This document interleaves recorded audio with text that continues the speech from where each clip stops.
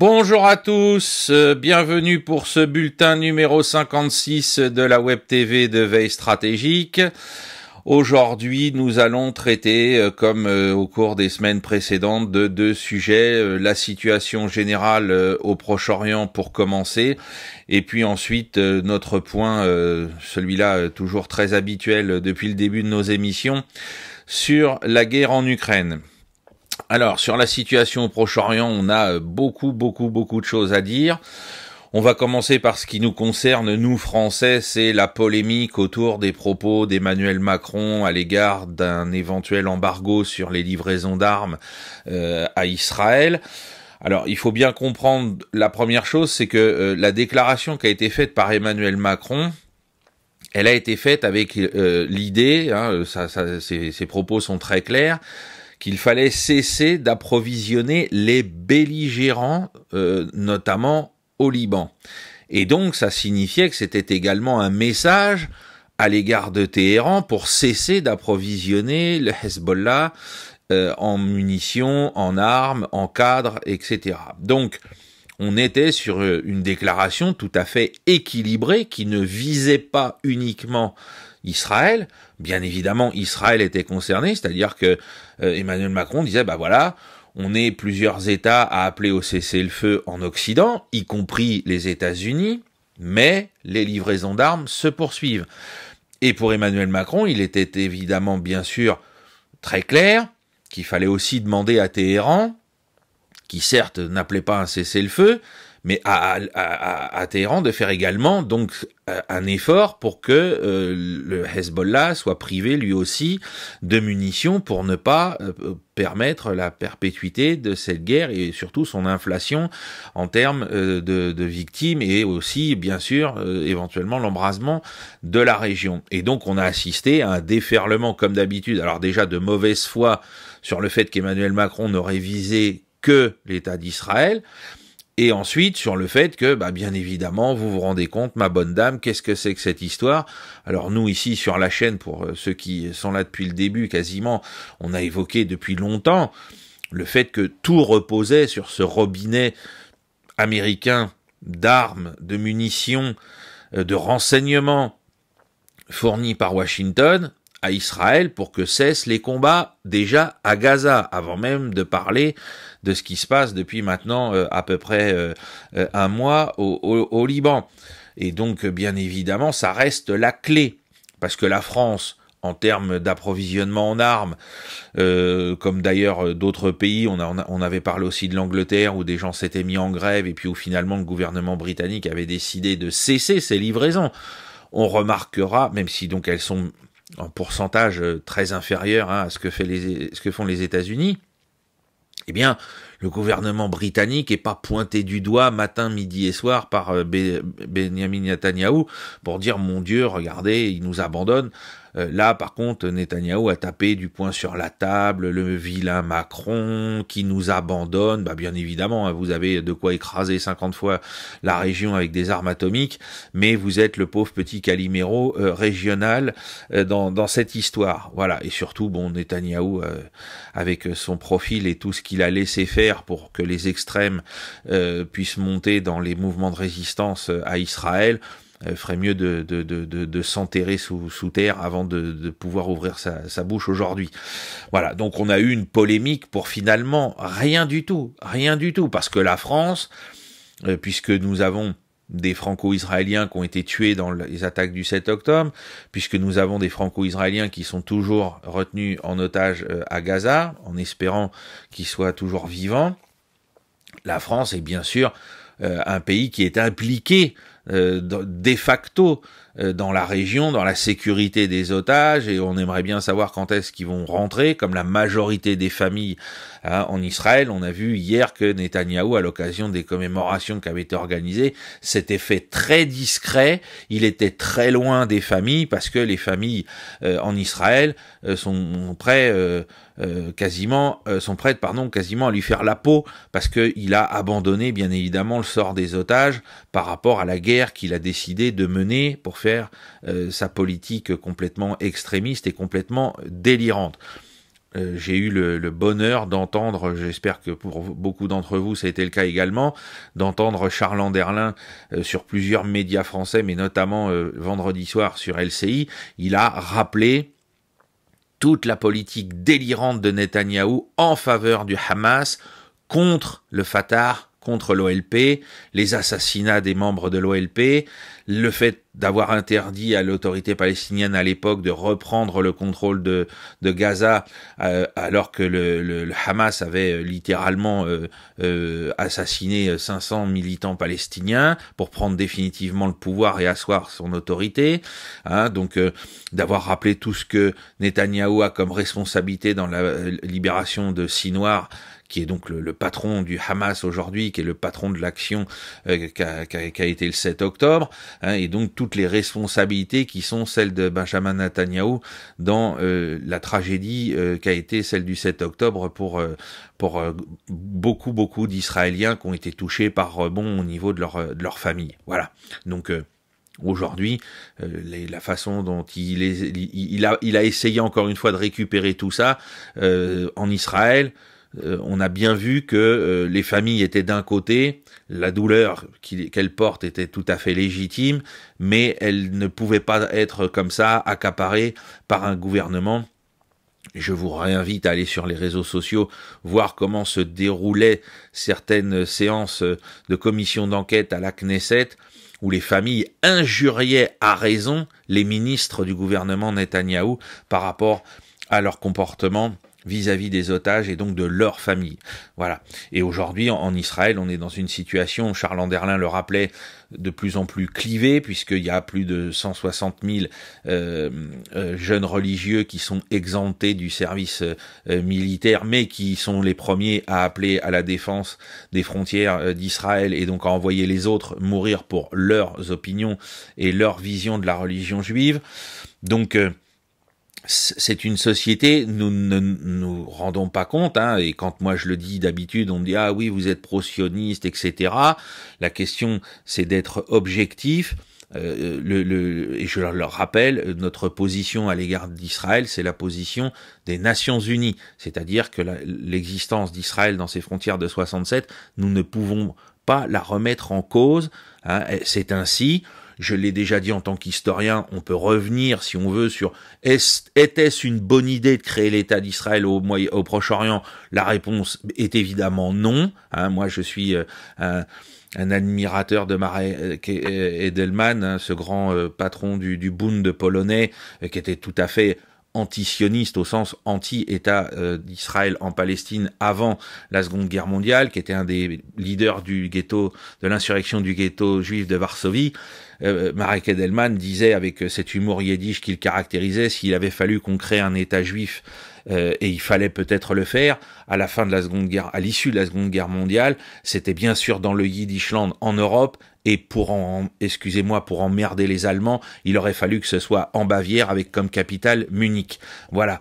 Mais certainement pas aux confins du Proche-Orient avec les problèmes que ça posait à l'égard des populations arabes. Mais ceci étant fini, puisque il y a des millions d'Israéliens maintenant qui sont là, eh bien, moi, avec Stratégique, on est tous d'accord, les frontières de 1967, cette position, c'est celle de la diplomatie française depuis toujours, le respect du droit international et deux États, ou comme l'espèrent certains, j'en ai parlé quand j'étais chez Idriss Aberkan, cette idée d'un État arc-en-ciel, c'est vrai qu'aujourd'hui ça devient de plus en plus illusoire, mais au moins qu'on respecte les accords qui ont été passés entre Madrid et Oslo au début des années 90, et c'est ça notre position. Voilà. Et donc dans cette perspective-là, il faut bien comprendre qu'en Israël, les gens ne sont pas tous comme un seul homme derrière Netanyahou, même s'il a gagné quelques points qu'il avait bien perdus ces derniers mois dans les sondages avec l'affaire du Liban, puisqu'il est dans cette politique de remettre là où les gens habitent, dans le nord d'Israël, hein, de faire revenir environ 60-70 000 personnes qui ont dû quitter leur maison. Et donc, bien évidemment, le fait qu'ils fassent la guerre au Hezbollah pour repousser le Hezbollah au nord du Litanie, eh bien, les gens soutiennent cette idée parce que ça va tout simplement permettre pour les uns de rentrer directement chez eux, puis pour les autres de voir leur famille à nouveau en sécurité, ce qui est tout à fait légitime et compréhensible de la part des gens qui ne s'intéressent pas tous les matins à la haute politique dans leur pays. Et donc j'étais très heureux d'entendre Charles Anderlin rappeler tous ces faits-là, hein, avec objectivité, et puis bien sûr avec son regard de spécialiste qui suit la situation depuis des années là-bas. Alors, en plus de ce qui s'est passé, alors avec pour moi, cette fausse polémique autour des propos d'Emmanuel Macron, ce qu'il faut retenir, c'est que les États-Unis continuent d'ouvrir le robinet à munitions, le robinet à dollars pour soutenir l'économie israélienne, et puis que tout ça va malheureusement continuer. On verra, en fonction de ce qui va arriver avec Donald Trump, si oui ou non il y a un basculement. Ensuite, autre point qui nous a occupé ce week-end, c'est y a-t-il eu un essai nucléaire souterrain en Iran ? Alors, il y a eu plusieurs interprétations. Moi, les gens me disent, écoute, Sylvain, voilà, par rapport à l'amplitude, à la magnitude de ce qui s'est passé, c'est un tremblement de terre. D'autres disent, comme Idriss Aberkan hier, qui recevait Caroline Galacteros et Eric Dénessé. Alors, Caroline Galacteros et Eric Dénessé sont très prudents sur le fait que ce soit un essai. Idriss, lui, dit que, voilà, par rapport à l'observation des sismographes, ça laisserait croire que c'est une explosion nucléaire souterraine. Aujourd'hui, parce qu'en plus elle se déroule dans une zone où on a des installations, hein, vous pouvez voir ça sur la carte qu'on vous affiche, parce que ça représente aussi bien sûr les cibles potentielles des raids qu'on nous annonce éminents de la part d'Israël sur l'Iran. Cette secousse, on va pas la qualifier définitivement de secousse sismique ou de tremblement de terre ou d'essais nucléaires, mais en tout cas, voilà, on se demande pourquoi d'un seul coup cette information nous parvient. Alors certains disent en plus que voilà, ça laisserait, alors ça peut être à double interprétation, soit c'est bien un essai nucléaire et ça envoie un message à Israël qui s'apprêtera à frapper en disant bon, attention les gars, c'est pour vous rappeler par rapport au débat qu'on avait encore avec Idriss Aberkan la semaine dernière, est-ce que oui ou non les Iraniens ont l'arme atomique au sens fini du terme, ou est-ce qu'elle est encore en cours d'élaboration, ou est-ce qu'ils viennent de franchir ce seuil? Ou de l'autre côté, c'est une fake news des services israéliens pour justifier une frappe sur les installations en disant attention, vous voyez, ils viennent de faire un essai, ça veut dire qu'ils ont plus qu'à installer des charges sur leurs missiles et ils vont pouvoir frapper la région et donc égaliser le rapport de force avec nous, et donc il faut les frapper tout de suite. Hein. Voilà les deux grandes interprétations qu'on peut tirer de cette information s'il s'avère que c'est quelque chose qui relève d'un essai nucléaire souterrain, sachant que la région est soumise depuis plusieurs mois à ce type de secousse. Donc c'est aussi pour ça que les gens qui disent mais non, c'est du domaine des tremblements de terre, eh bien ont tendance à parler dans ce sens-là, parce qu'ils disent bon voilà, il y a déjà eu des secousses précédemment, c'était bien les deux plaques tectoniques qui s'entrechoquent dans la région, hein. On le sait, l'Iran a souvent, ou l'Arménie, ou toute cette région a souvent été frappée par des tremblements de terre catastrophiques depuis qu'on est né, hein, ces 50 dernières années. Donc c'est effectivement quelque chose d'aussi vraisemblable que ce soit Mère Nature qui soit à l'œuvre. Voilà, donc il faut prendre tout ça avec énormément de prudence et de circonspection, et il faut surtout espérer, en étudiant la façon dont les réseaux israéliens peuvent s'emparer ou non de l'information, que ce n'est pas, pour le coup, une fake news pour nous convaincre de la bonne idée d'aller frapper massivement l'Iran. Donc vous pouvez voir sur la carte, hein, on a affiché cette carte pour que vous puissiez repérer à peu près toutes les installations, hein, les installations nucléaires. Vous voyez, elles sont marquées par le symbole qui est d'habitude en noir sur fond jaune, mais là il est en blanc sur fond rouge. Et puis vous avez bien sûr tout ce qui concerne les terminaux gaziers, terminaux pétroliers, hein, notamment Bandar Abbas, Shiraz, hein, vous avez quand même des endroits très stratégiques. Et là encore, la question c'est de savoir, alors on nous a dit la semaine dernière, voilà, le patron du CENTCOM américain est arrivé à Tel Aviv pour coordonner tout ça. Il semblerait qu'il soit pas venu que pour coordonner, il est probablement peut-être aussi venu pour freiner l'action israélienne, parce que si le pétrole qui a déjà fait un bond au niveau du baril de Brent vers le haut, hein, on est sur des prix qui commencent à grimper. Alors encore une fois, les gens qui sont favorables à ce genre de frappe sur les installations pétrolières, je le rappelais dans l'émission avec Idriss, ça va mettre la Chine en colère, parce que la Chine a besoin d'un pétrole à bas prix, et ça va faire les affaires de Moscou, qui va être très content de vendre du pétrole à $80 le baril, alors que Donald Trump nous dit, enfin même là à plus de $80 le baril, alors que Donald Trump, lui, voudrait que le pétrole soit à presque 40, sinon moins de $40, pour forcer la main à Poutine dans une négociation par rapport à l'Ukraine.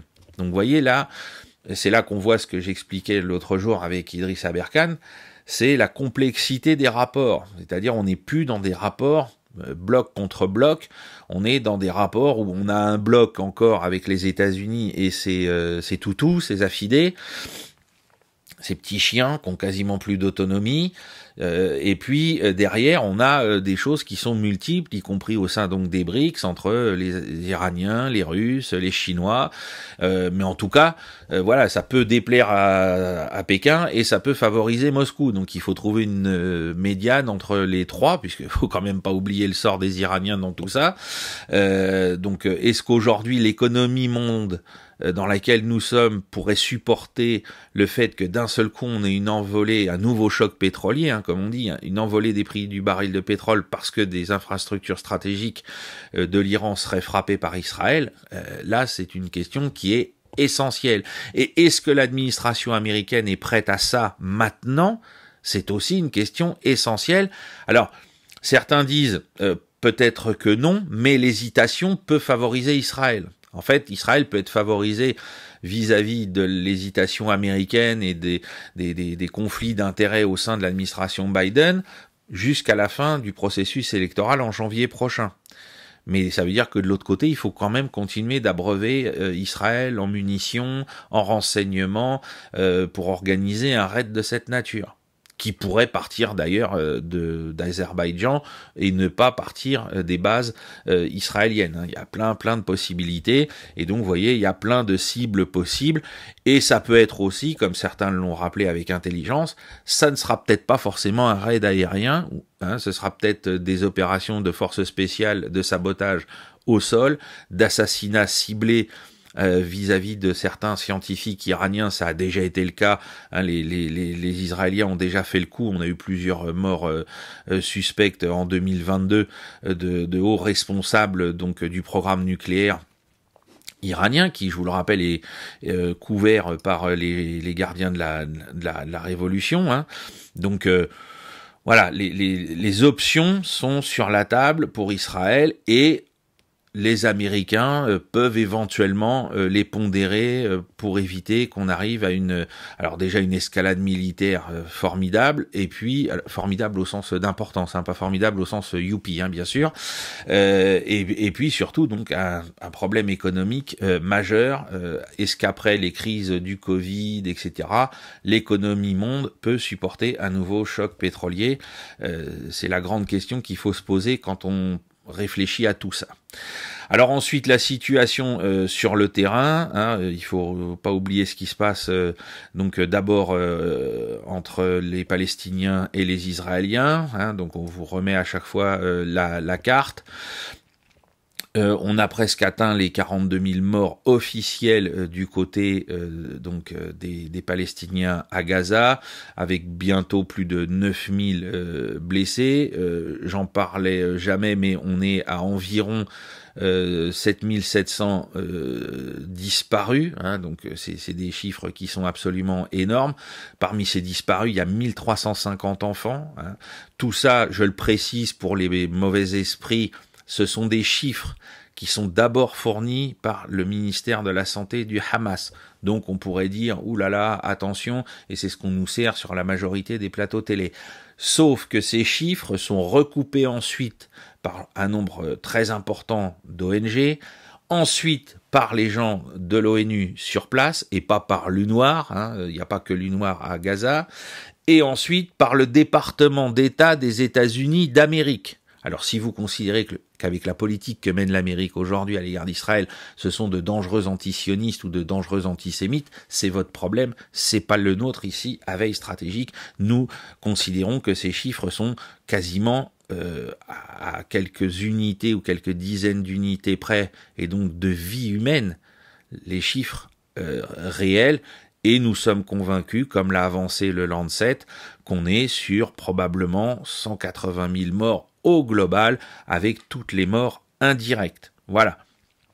Et du côté israélien, on est maintenant à peu près toujours le même nombre de morts, 1789. Il y a toujours donc 750 disparus environ. Les pertes israéliennes restent très limitées au niveau, bien sûr, des civils, par rapport aux tirs de roquettes qui peuvent encore être effectués par le Hamas. La majorité des pertes, pour le moment, qui sont encaissées, c'est bien sûr par l'armée israélienne sur le terrain, et là, et bien sûr au Liban. Donc, la situation militaire, c'est que sur la partie nord de la bande de Gaza, on a encore eu des frappes aériennes, ainsi qu'une forte activité de drones qui a été notée par les gens qui habitent sur place. Dans la partie centrale de la bande, on a eu à nouveau une grosse série de frappes d'artillerie qui a été enregistrée par les habitants, et l'armée de l'air israélienne a frappé Rafah et Khan Younis, et la marine israélienne a bombardé un camp de réfugiés le long de la côte à Al-Mawazi, les images sont parues hier soir sur les réseaux. Je vous laisse aller sur Telegram les voir pour vous faire une idée encore du carnage au sein des populations civiles palestiniennes, dans l'indifférence la plus complète en ce qui concerne les chaînes d'infos hier soir, qui n'avaient de cesse de polémiquer autour des propos de Macron par rapport à ce qu'on a évoqué au début de l'émission. En ce qui concerne la Cisjordanie, de nouveaux raids de sécurité des forces de sécurité israéliennes, avec des arrestations. Il y a encore hier plus de 40 Palestiniens qui ont été arrêtés en toute illégalité. Voilà. On ne sait pas si ce sont des gens qui sont affiliés à tel ou tel mouvement de résistance, puisqu'on nous a signalé la semaine dernière qu'à Toul-Karem, le chef local du Hamas avait été touché par une frappe. On a aussi des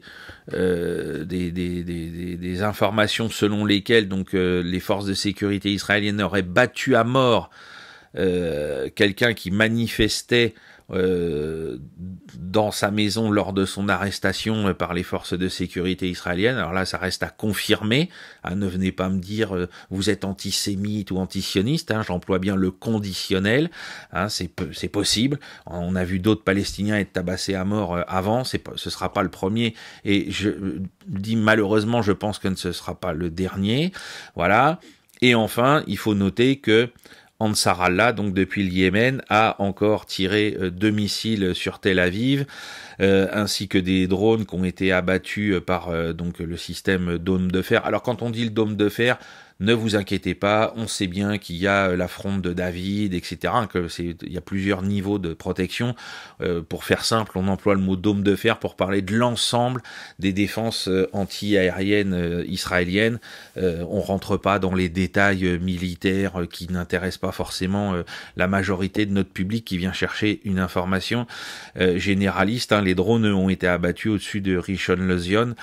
Voilà, donc il y a encore une activité de la part d'Ansarallah malgré les frappes subies par le Yémen d'un côté la coalition anglo-américaine et de l'autre côté par Tzal directement.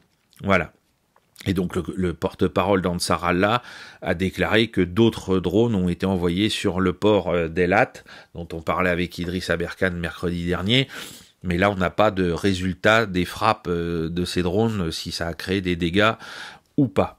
Voilà ce qu'on peut dire sur la situation qui continue de s'envenimer en Palestine et pour les Palestiniens qui demeure, je vais même pas dire qui demeure un enfer à ciel ouvert dans lequel leur vie n'a plus aucun prix par rapport à la façon dont Israël bombarde, détruit Voilà, il y a aucune frontière morale, aucune limite. Alors on nous dit oui, on les prévient pour qu'ils se déplacent. Ben oui, mais quand vous déplacez les gens d'un bout à l'autre d'un champ de ruines sans aucune perspective de s'en sortir et en ayant détruit quasiment toutes les infrastructures, à commencer par l'approvisionnement d'eau ou les hôpitaux, voilà, ils sont condamnés à mourir dans l'indifférence vraisemblablement la plus totale. Voilà. Alors maintenant, la situation au sud Liban. Alors les frappes sur le Liban se poursuivent à l'envi. Hein. Vous voyez ça sur les réseaux. Même la télévision en Occident est obligée de s'en faire l'écho parce que ça n'a pas cessé. Hein. Et alors on nous dit, bon bah voilà, on a ciblé tel ou tel endroit où il y avait des gens du Hezbollah. On a vu les infrastructures énergétiques du Liban être visées également. Certains disent que Netanyahou, pour nous rendre la monnaie de la pièce par rapport aux propos de Macron, a frappé un terminal de Total Energy donc dans le port de Beyrouth. Je crois, hein, peut-être que je dis une bêtise, c'est peut-être pas Beyrouth, c'est Tripoli. Vous me corrigerez si je me suis trompé de lieu, mais enfin voilà. Donc une situation qui ne cesse de se dégrader. Alors que en ce qui concerne hier hein, au total, on est sur une centaine de raids au cours de la journée pour viser et toucher officiellement 70 cibles du Hezbollah. Voilà, donc c'est absolument catastrophique. Hein. On est sur quelque chose qui est une opération de bombardement aérien et de frappe aérienne classique pour laquelle les civils n'ont aucun moyen de se protéger durablement. Je crois que d'après les chiffres que j'ai vus hier, on est à plus de 2000 civils morts au Liban. Donc probablement 3 fois ou 4 fois plus de blessés. C'est absolument une nouvelle catastrophe qui est encore en train de se dérouler et c'est pas la solidarité affichée en mots, en discours avec le Liban qui va sauver ça. Alors je sais qu'il y a quand même des avions de transport de vivres, de médicaments qui atterrissent à l'aéroport de Beyrouth quand on peut atterrir dessus et qui amènent le minimum pour que les Libanais puissent continuer de survivre au milieu de tout ça. Mais une fois encore, on se paye de discours pour un résultat sur le terrain qui est absolument catastrophique. Hein, et tant que les Américains couperont pas le robinet à munitions et à dollars, tout ça n'est pas prêt de s'arrêter.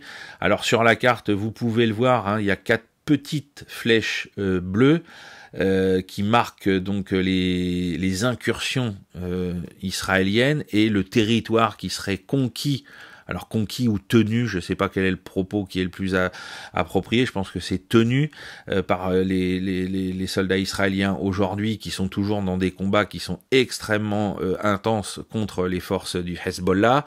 Et donc on voit que depuis une semaine que les combats ont commencé au sol, hein, puisqu'on est aujourd'hui mardi, ça a commencé mardi dernier, eh bien, on voit que ça n'avance pas beaucoup et que les rapports qui viennent du terrain laissent entendre que la façon dont le Hezbollah s'est organisé, et nous l'avions tout à fait prévu, comme tous les observateurs sérieux, pose des problèmes très importants à Israël, parce que au début, on a eu la 98e division parachutiste qui a été annoncée comme étant la première engagée.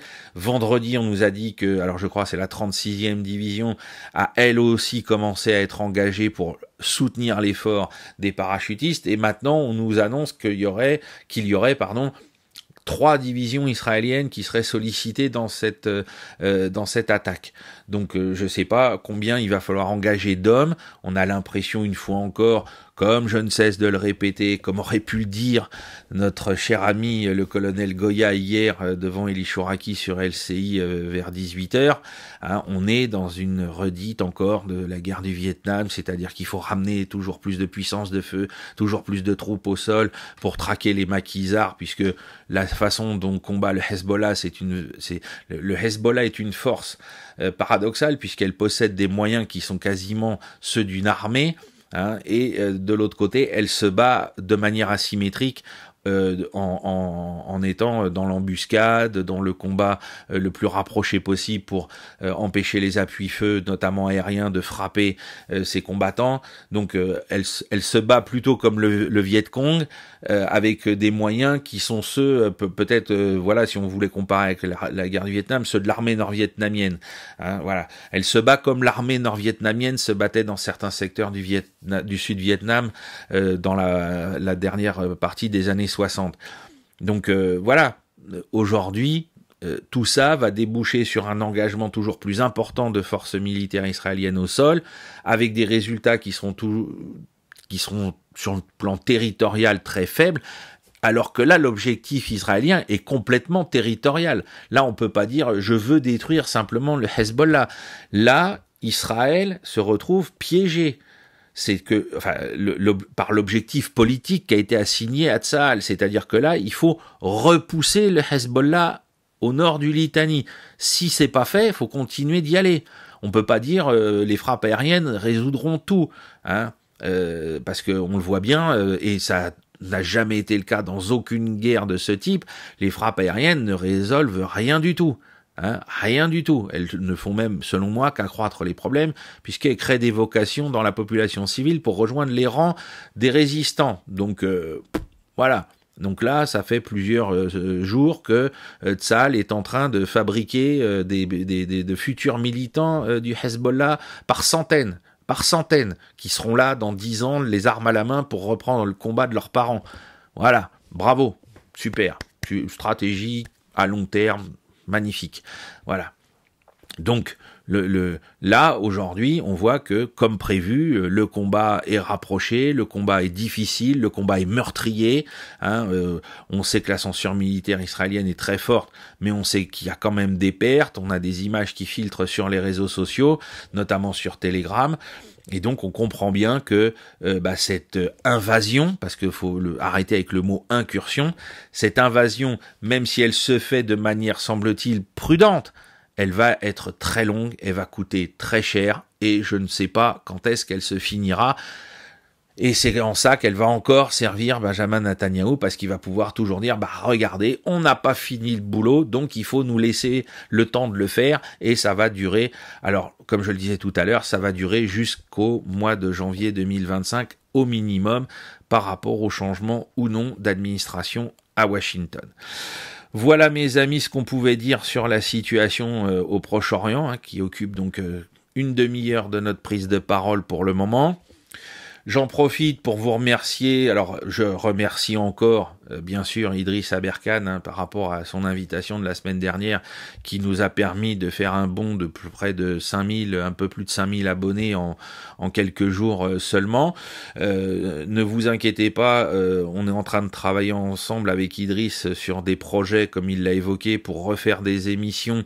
Alors, bien sûr, sur l'actualité si c'est nécessaire, pour avoir un regard donc d'historien, mais aussi des émissions, des longues émissions sur des thèmes historiques qui me tiennent à cœur. Ceux qui ont aussi rejoint ma chaîne Idées pour l'Histoire, qui est en train de s'arrêter, puisque vous le savez, si vous avez vu la dernière émission, on va avoir une nouvelle chaîne avec mon ami Serge Tinière qui s'appelle Champ de bataille, hein, où on va reprendre les documentaires historiques comme ceux qu'on faisait pour RMC Découverte avant le Covid, avec un premier épisode qui va sortir bientôt en novembre sur la première bataille de la Marne. Eh bien, on va aussi, avec Idriss, faire des podcasts sur des grands thèmes historiques, beaucoup plus longs et beaucoup plus fouillés. Bon, ensuite, donc, merci de vous être abonné ici. Merci de nous rejoindre sur les autres réseaux, Telegram, sur donc Patreon pour ceux qui veulent du contenu à valeur ajoutée. On essaye tous les jours de vous fournir, en tout cas en semaine, des articles traduits, enfin des traductions d'articles sur la thématique des conflits ou des forces armées qui sont à la une de l'information malheureusement ces derniers mois. Merci à ceux qui ont décidé de nous soutenir sur PayPal de manière ponctuelle, hein. N'hésitez pas à nous soutenir par ce biais-là. C'est aussi un moyen pour nous de continuer d'acquérir de la documentation et de développer la chaîne. Et n'oubliez pas de partager tout ce que nous publions, bien sûr sur YouTube, sur X avec mon compte Tercios del Sol, Tout est dans la description de la vidéo pour ceux qui ne voient pas forcément comment nous rejoindre. Et puis, merci aussi à tous ceux qui mettent des pouces en l'air, des commentaires positifs, des commentaires qui amènent de l'information. Et par contre, hein, je rappelle que tous ceux qui sont encore dans les vieilles histoires, alors nous on est très contents avec Stratégique parce qu'on est sûr que nos positions sont mesurées, humanistes et en accord avec nos consciences. C'est qu'on se fait traiter d'antisémites et d'antisionistes par tout un tas de gens parce que, comme je l'ai rappelé tout à l'heure, pour nous, Israël a le droit d'exister dans ses frontières de 1967, quel que soit le passif que j'ai rappelé aussi tout à l'heure quant à sa création, hein, voilà, mais qu'on est absolument contre l'occupation de la Cisjordanie, de Gaza, du plateau du Golan, etc., comme l'a dit l'ONU, et qu'on est pour le respect de tout ça, et le respect donc des accords de Madrid et d'Oslo, et puis on se fait traiter alors là c'est terrible, hein, on se fait traiter parce qu'on a dit que le Hamas était un mouvement terroriste ou que le Hezbollah est un mouvement terroriste. Alors là, c'est pareil, on est pro-sioniste, on est des pro-sionistes cachés. Bon bah c'est bien, puisque les deux extrêmes nous insultent, on sait qu'on est sur la bonne ligne et on continuera avec cette ligne. Et donc tous les commentaires d'injures de part et d'autre, hein, des fanatiques des deux camps, disparaissent. Les modérateurs font leur boulot dans ce sens-là. Alors, avant de poursuivre, donc on va avoir une petite modification des jours des bulletins, hein, je l'annonce tout de suite et je ferai cette annonce de manière récurrente pour que personne ne soit perdu. Donc à partir donc pas la semaine prochaine, mais la semaine suivante, alors déjà il y aura qu'une seule émission, ce sera le jeudi, notez bien. Alors si je dis pas de bêtises sur mon calendrier, on sera sur quelque chose qui doit être le 24 octobre. Hein, et ensuite, les émissions à partir de cette date-là seront le lundi et le jeudi pour des questions d'organisation par rapport à mes obligations professionnelles. Voilà, on maintient 2 bulletins, mais ce sera tous les lundis et tous les jeudis au lieu des mardis et des vendredis. Voilà. Et donc ça commencera, donc la semaine, c'est la première semaine des vacances scolaires, il n'y aura pas d'émission le lundi ou le mardi, il y aura une seule émission le jeudi et après on passera à lundi, jeudi, comme ça, ce sera notre nouvelle régularité. Alors en ce qui concerne la situation en Ukraine, donc sur le terrain des opérations militaires, il faut noter que dans la nuit de dimanche à lundi, on a à nouveau assisté à une tentative d'attaque contre la Crimée avec des frappes ukrainiennes, avec des ATACMS et des drones qui n'ont pas abouti à des destructions significatives du côté russe, mais on voit qu'il y a quand même des moyens qui sont toujours disponibles dans ce domaine-là pour les Ukrainiens pour mener ce genre de frappe. Hein. Ça reste quand même quelque chose qu'il faut souligner. Et on voit qu'il n'y a pas... alors que ces moyens ont déjà, semble-t-il, été engagés dans la profondeur du territoire russe historique. Et que là, on continue, comme on l'a vu souvent, de voir ce genre d'opération contre la Crimée. Ensuite, sur le terrain des opérations militaires, alors il n'y a pas beaucoup de choses qui ont changé. Ce qu'il faut souligner, c'est la situation à Koursk, où on constate que vraiment le front... Alors je ne vous mets pas la carte parce qu'elle n'a pas changé depuis plusieurs jours. Mais par contre, ce qu'il faut dire, c'est que la situation est figée à Koursk et que la contre-attaque russe qui a permis de regagner une partie du terrain perdu semble stopper. Je dis bien semble, hein, parce que on sait très bien qu'avec les deux camps, et les Russes en particulier, ce qui semble être vrai pendant 24 ou 48 heures ou même 72 heures peut devenir complètement faux au bout de ce genre de délai. Donc, semble figé, et les Russes, en fait, semblent désormais vouloir utiliser Koursk comme Kharkov, c'est-à-dire un aimant à unité ukrainienne. Vous voulez tenir le saillant, on va vous donner l'opportunité en continuant des petites attaques locales qui mettent en danger votre dispositif. Ça va vous obliger à y rester et éventuellement, si vous voulez y rester sur le long terme, à engager à nouveau encore des réserves.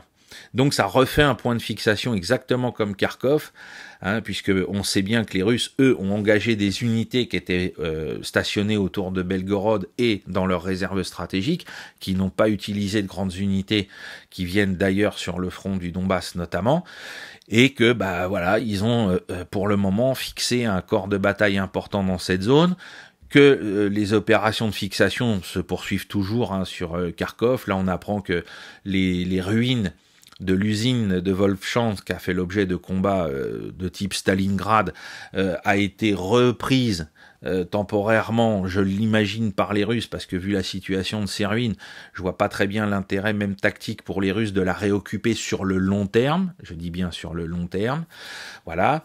Donc on a 2 aimants maintenant, il y en avait un au départ, et ben maintenant il y a 2 aimants à réserve et à unité ukrainienne vers, enfin sur le front nord, dans l'oblast de Kharkov et de Soumy. Et pour le moment, alors les dernières attaques ukrainiennes sur le flanc sud du côté de Vesseloye ont été complètement anéanties, hein. Les Russes ont quasiment reconquis tout le territoire dans lequel ils avaient laissé rentrer les Ukrainiens. Donc voilà pourquoi Koursk reste intéressant, mais au niveau de la cartographie, il n'y a pas grand-chose à vous montrer. Maintenant, sur le reste du front, c'est pareil, que ce soit dans le secteur de Kupiansk, Svatove, dans le secteur de Toretsk, Chassovyar, etc. On est sur des petits gains tactiques. Même dans le secteur de Pokrovsk, Oretchetine, on est aussi sur des petites avancées. Il n'y a rien eu de significatif. À 9h ce matin, 8 octobre, hein, peut y avoir eu des changements dans la matinée, et quand la vidéo va être mise en ligne, vous me direz, ah oui, mais Sylvain, il y avait eu ça. Bah oui, mais voilà, on peut pas faire de direct, c'est un peu compliqué pour le moment, ça fait partie des choses qu'on souhaite améliorer avec votre soutien financier au niveau technique. Donc le jour où on pourra faire des directs, on pourra vous faire un point qui sera en live, et où vous pourrez pas nous dire après, ah bah oui mais il s'est passé ça, à moins que pendant le live il se passe quelque chose. Normalement on sera à jour. Donc le secteur qu'il faut surveiller aujourd'hui, c'est le secteur de Zaporozhye ou Zaporizhzhia en fonction des canaux d'information qui reprennent les termes français ou anglophones, et Donetsk, hein, vous le voyez sur la carte, hein, parce que ce secteur donc qui s'étend, alors j'ai mis une carte qui va au nord, hein, en haut à droite de Pokrovsk, hein, vous le voyez, je l'ai souligné, et j'ai réussi à le laisser dans le cadre sans enlever d'autres endroits plus au sud. Donc Pokrovsk reste un objectif. Vous voyez toujours aussi en dessous, au sud, Selidove, Khernik, Kurakhove. Et on constate que depuis hier, alors là il faut aller à l'autre bout de la carte, là où il y a une flèche pleine, les Russes ont attaqué en direction de Kamiansk. Alors vous voyez que cette ville se situe à côté d'une espèce de terrain qui est en couleur sable vert. C'est ce qui était jusqu'à il y a 2 ans, si ma mémoire est bonne, peut-être je me trompe, je pense que c'est jusqu'à il y a 2 ans, un immense réservoir du Dniepr, avant que le barrage qui se trouvait un peu plus en aval soit détruit, alors par la multiplication des tirs, par un sabotage russe ou ukrainien. Je vais pas revenir sur les hypothèses, mais en tout cas le barrage a fini par céder, et donc le Dniepr a provoqué, vous vous en souvenez peut-être, une inondation de toute la région de Kherson qui se trouve en aval, et aujourd'hui on a donc une espèce d'immense zone où il y a quasiment plus d'eau, hein, puisqu'il y a quand même une rivière qui vient de Kamiansk, qui se jette dans le Dniepr, mais qui alimente ce bassin qui est immense, avec une quantité d'eau qui est tout à fait dérisoire. Et on a vu donc les Russes, on fera un zoom tout à l'heure sur la carte, les Russes ont attaqué dans ce secteur hier.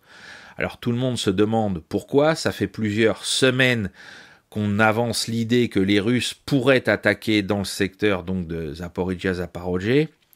On a vu des petites rectifications du front, donc on va passer de Kamiansk vers l'est à Orikiv, depuis Robotine.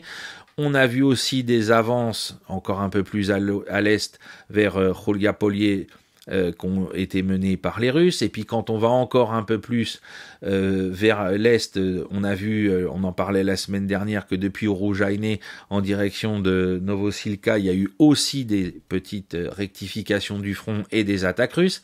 Vous savez ce qui s'est passé encore un peu plus à l'Est dans le secteur d'Ougledar, et l'accumulation de toutes ces attaques rectificatives de front et la menace annoncée depuis un moment d'une éventuelle attaque ukrainienne. Alors là, on revient complètement à l'ouest, à la hauteur du Dniepr, dans le secteur d'Energodar, là où se situe la centrale nucléaire donc de Zaporizhzhia, de la part de l'armée ukrainienne. On nous annonce des opérations spéciales pour s'emparer de la centrale, etc. Eh bien, il pourrait, j'insiste sur le conditionnel, il pourrait être dans les plans des Russes de lancer une attaque sur l'ensemble de ce front, d'autant que les systèmes de défense, tous les réseaux de défense ou de fortification, coucou Antoine, ukrainiens sont moins importants que dans d'autres secteurs du Donbass, et surtout que frapper à autant d'endroits, soit simultanément, soit de manière séquencée, pourrait fragiliser et surtout pourrait empêcher les Ukrainiens de mener cette attaque sur Energodar. Donc il va falloir surveiller tout ça dans les jours qui viennent, et surtout des attaques donc depuis cette zone du sud vers le nord pourrait favoriser les plans du développement de l'offensive en cours, donc dans le secteur de Pokrovsk, Selidové, Korachové. Voilà, c'est aussi comme ça que ça peut être compris, c'est que s'il y a une offensive ou des offensives dans ce secteur, elles pourront aussi servir non pas d'axe principal, mais d'axe secondaire pour soutenir l'effort principal qui, lui, pour nous, reste dans le secteur de Pokrovsk aujourd'hui. Alors voilà la carte de Kamiansk en zoomant. Alors là, sur la partie à gauche de l'image, on voit encore la couleur de l'eau, ai-je envie de dire. Mais donc aujourd'hui, tout ça est très à sec. C'est une espèce de zone devenue marécageuse. Et donc il y avait une digue, c'est là que se situe la flèche de l'attaque russe, qui a gagné une tête de pont de l'autre côté de la rivière qui, elle, se jette à cet endroit dans le Dniepr, enfin se jetait dans le Dniepr à cet endroit-là. Donc voilà, donc est-ce que ça va permettre cette tête de pont d'encercler Kamiansk par le nord et de permettre ensuite l'entrée d'autres troupes depuis le sud? On verra ça, on verra si c'est pas juste une reconnaissance en force, ça c'est les jours qui viennent qui nous permettront de trancher. Mais c'est donc un secteur qui ne s'était pas allumé depuis longtemps. Quand on regarde ce qui s'est passé sur la zone, on a eu des attaques bien sûr pour reprendre Robotiné, pour rectifier le front dans le secteur de Rojani ou ce genre de choses, mais on n'avait rien vu d'important depuis plusieurs mois. Donc soit on est sur une volonté de finalement entraver l'action ukrainienne sur Energodar, soit on est sur la préparation d'une offensive plus importante de soutien à l'offensive en cours dans le secteur de Pokrovsk, soit, pourquoi pas, troisième option, même si c'est celle qui me paraît la moins vraisemblable, on est sur une offensive de grand style dans un nouveau secteur du front. Mais là, franchement, ça me paraît un petit peu, comme disait Pierre Desproges, un petit peu capillotracté. Voilà, chers amis, ce qu'on pouvait dire sur l'ensemble de la situation sur les fronts du Proche-Orient et de l'Ukraine en ce 8 octobre à 9h30 du matin. Je vous souhaite une très bonne journée. Je vous dis donc encore cette semaine et la semaine prochaine, ce sera encore mardi, vendredi. Donc là, je vous dis à vendredi et n'oubliez pas donc de nous suivre sur le blog, sur X, sur Telegram et puis si vous le souhaitez sur Patreon pour avoir du contenu supplémentaire. Je crois qu'aujourd'hui, on a une traduction d'articles sur la guerre en Ukraine qui sera proposé aux abonnés Patreon ou à l'achat. Vous pouvez aussi acheter juste un item sur Patreon. Donc restez à l'écoute aussi sur ce canal-là. Une très bonne journée et à vendredi. Au revoir.